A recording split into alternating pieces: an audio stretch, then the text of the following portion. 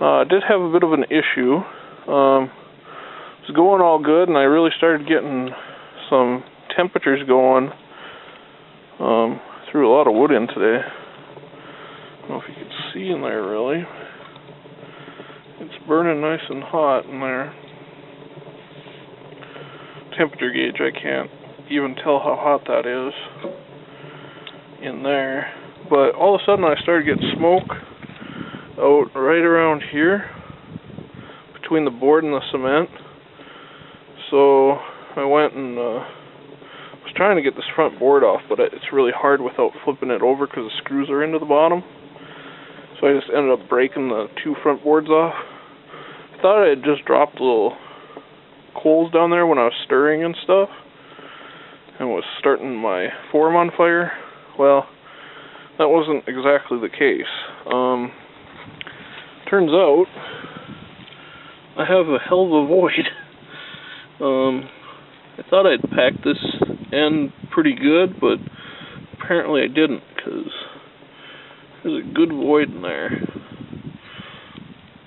Also, there's a lot of little small voids and cracks and stuff on the edge of the cement, and that's most likely because I didn't wet my form. So we had a few issues. Showed you that one, the void I had missed. I went ahead and mixed up some more refractory, and I did it without the rocks, just with the volcanic stuff, the Miracle-Gro stuff.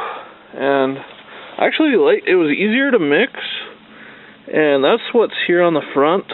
Unfortunately, I did it outside this time, and it's really dry out here. I know there's mud around and stuff, but it's spring, so everything's really dry. It started to crack, so I went and I just pressed it in to fix the cracks in that, and that's why you got all these little bumps. Probably go over it again. As you can see over here, here's some of those cracks I was talking about.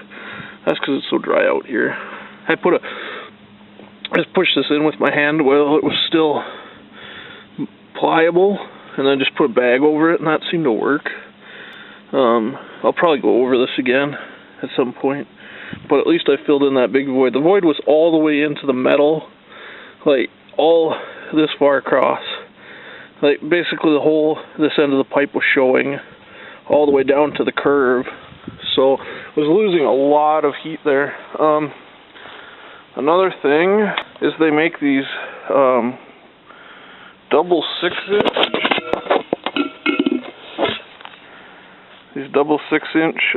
male adapters, which is great because that's going to fix our problem back here.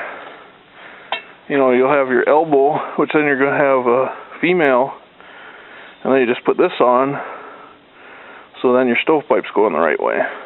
Simple fix.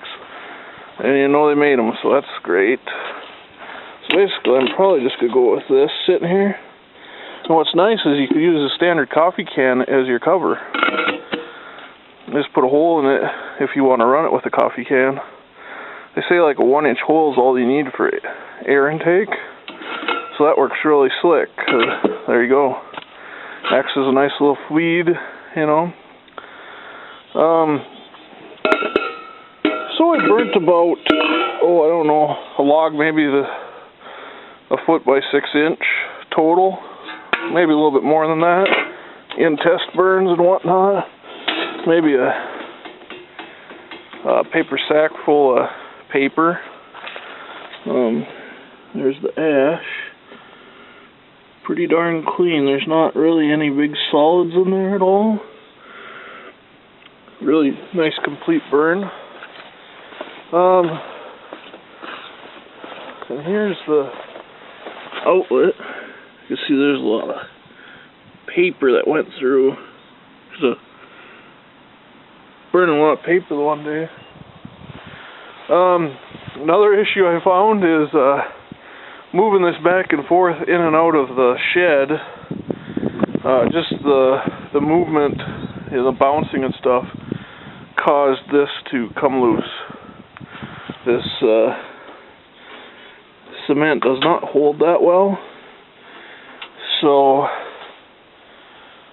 what I'm thinking of doing is I'm going to take some probably like angle iron and mount 4 pieces, one here, one there, and so drill it in here, attach it to the barrel, and then there'll be a hole, and what I'm going to do is put cement bolts, drill holes and put cement bolts in here that these brackets will go onto, so that I can just bolt this down, and this will be nice and solid, won't move.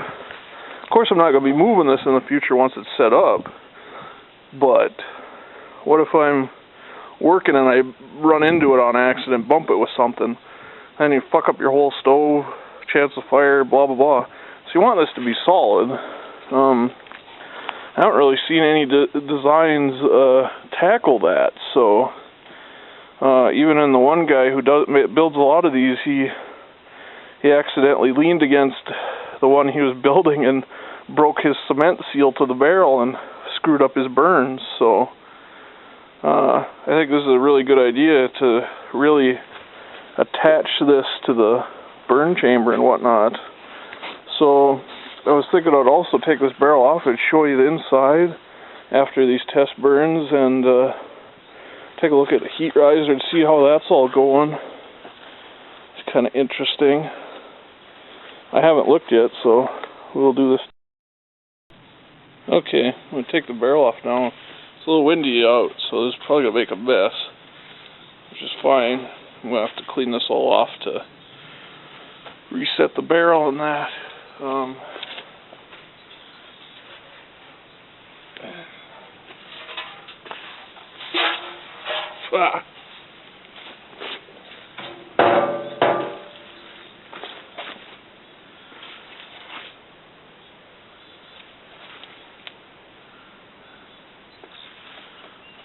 So you can't really tell by the inside of the barrel anything because I had that in the fire before to clean it. Had grease in it, so it's black on the inside anyhow. But this outside of the heat riser is brand new pipe.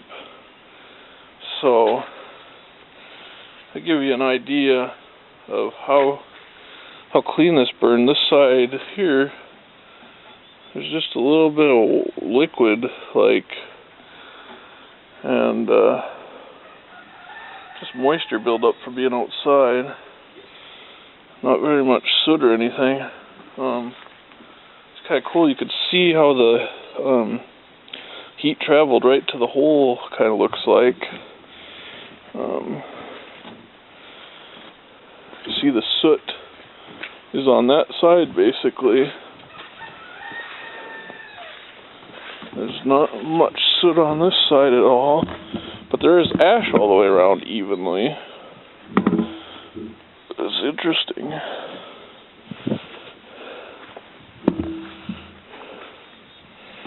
And again, remember this inside pipe was a used 6-inch, so any creosote in there, that's why.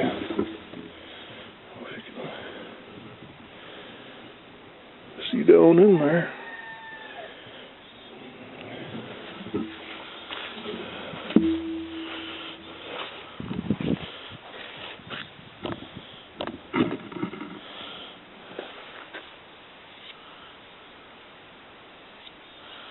So, I mean, my hand's coming off clean here. There's barely anything. That's pretty cool. So the next job will be to clean this all off and reset this barrel. What I'm thinking of doing is, see, that's just coming off. It didn't really hold to that. What I kind of wish I would have done is, on this barrel, instead of cutting it all out at the edge, if I would have just cut out the center so it fit over the heat riser, then I could use a furnace gasket on that edge to seal it. You know, when I clamp it down, it'll seal down to the cement, which I might still try to glue the furnace gasket onto this edge. I don't know if it'll stay or not. The thing is, if I could get it on there, and once I clamp it down, it should kind of form to this, so that it should hold. But it's going to be kind of tricky. But I think that's what I'm going to try to do. But first off, I need to get these bolts set in and brackets made and all that sorted out. So that'll be the next update. Thanks for watching. Getting all set up here for another test burn. I tried the gasket thing. I'm not sure if it's going to work or not. If it doesn't, I'll just cement it again. It looks like it might work. It would work better if I would have done like I said and just cut out a small hole in the top of the barrel, or bottom of the barrel in this case, to fit over the heat riser. If I get a new barrel that's nicer, that's probably what I'll do. So anyhow, I wanted to show you the wood I'm going to try to burn tonight. This is from my other video where I was using my chainsaw. So I'm going to split that up. On the back of the stove, I'm planning on putting this. This is a cap, 6-inch cap. It's got crimps just like this. Just fits in there. Just fits in here so that I can take it off later for an ash clean out. So that should work out pretty nice. I'm not going to use it now. Once I have it set in the shed, I'll show you. But this is probably going to be the last vid for a little while. The next one will be in the shed. So, anyhow, I just wanted to test this gasket. Make sure it's working good now with the new cement. Which again, I probably got to do another coat just to square it out. This cement is really... It's hard, you can knock on it and it's hard, but you can put your fingernails in it. You know, you can scratch it. It's really soft in that respect.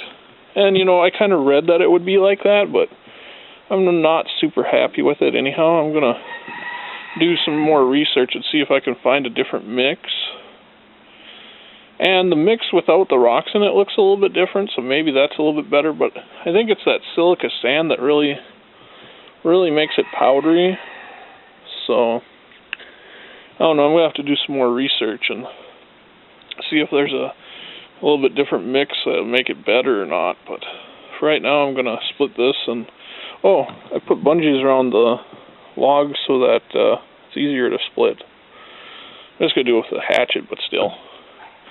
Alright, next video will be... I wanted to show you that it worked pretty darn slick. Just using a chisel and hammer to split this up, but I'll take the bungee off and show you what it did. I mean, it held it all together real nice. Just a couple little bungees here.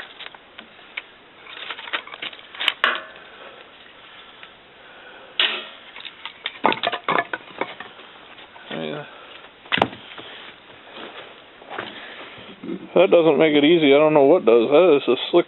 That's the first time I've ever tried that, but that works pretty slick. Okay, now I'll go about starting this fire up.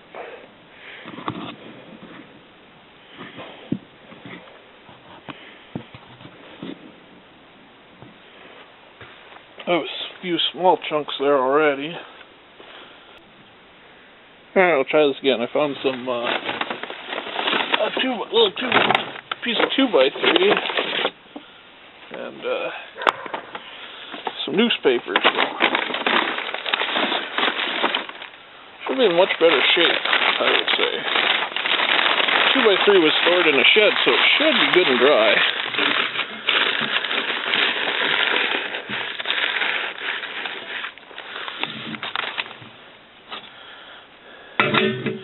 It's nice to take out that little short piece when lighting your stuff, because it's easier to get your hand in there,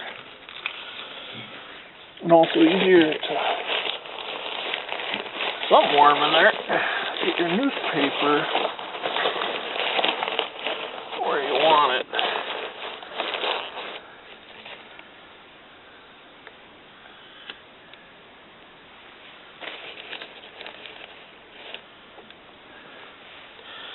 as can't be seen here.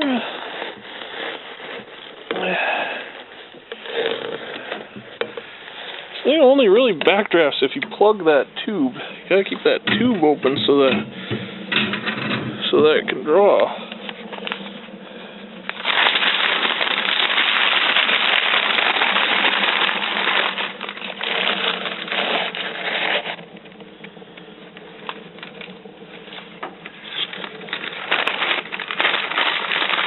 Right now I'm just trying to get this thing heated up so it will burn.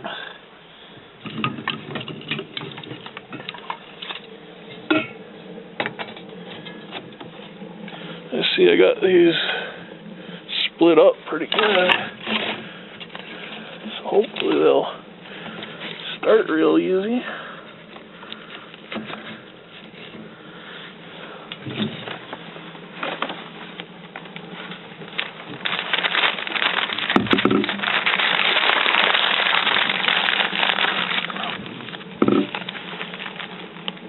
Yeah, now you can hear the wood starting to burn. Much better.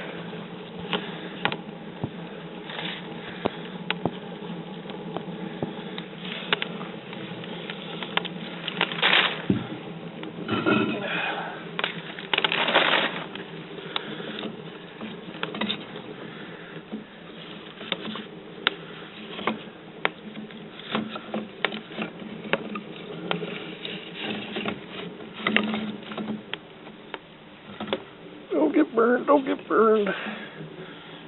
Nope. And now we got some wood going.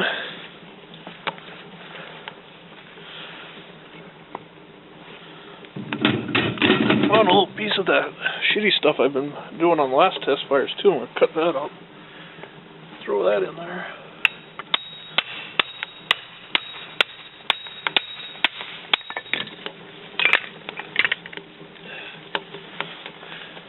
Hey.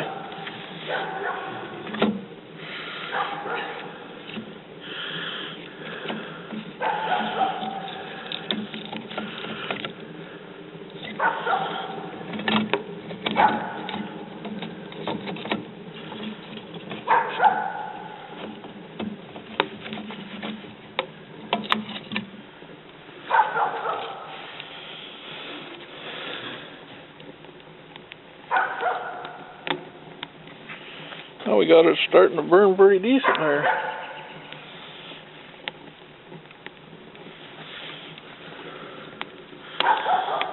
A little bit of chipwood from the form when I busted it off.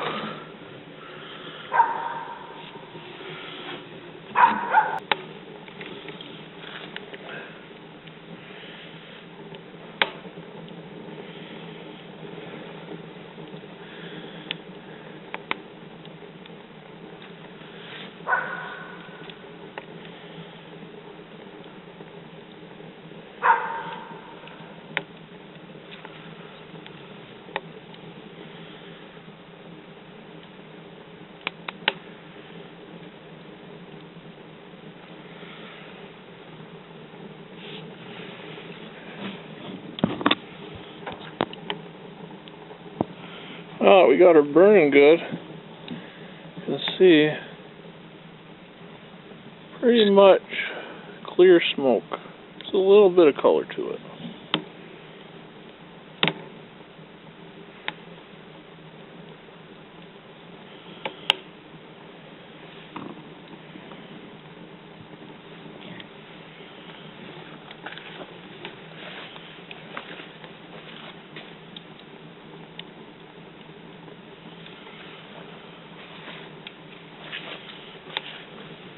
Seems to be burning a lot better now that I fixed that cement on the front. I think that was really robbing a lot of heat and making it harder for the wood to burn.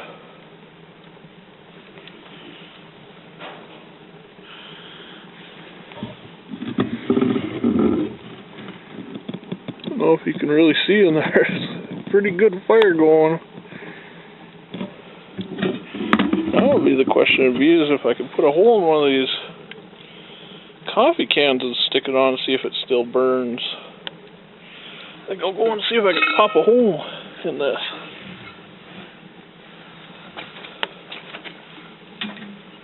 Real quick.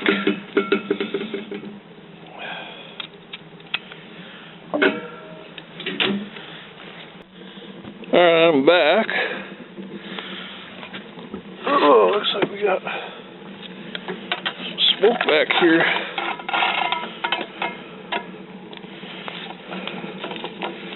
Stuff's not falling down there right.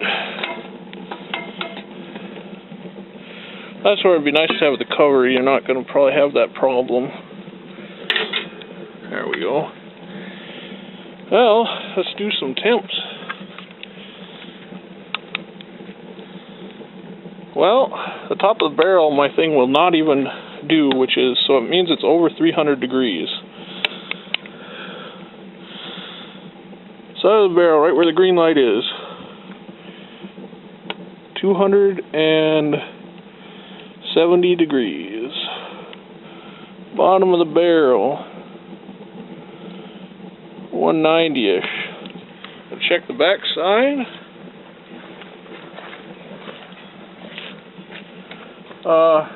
Elbow of the stovepipe, right where the stovepipe's exiting, 212. Top of the stovepipe, remember this is a 2-foot stovepipe, 180. Top of the back of the barrel is too hot to tell, halfway down, 316. So, our metal's glowing down in the bottom, I think.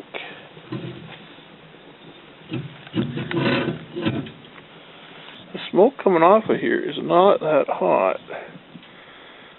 There's the chimney. It's maybe 150, something like that. Maybe less.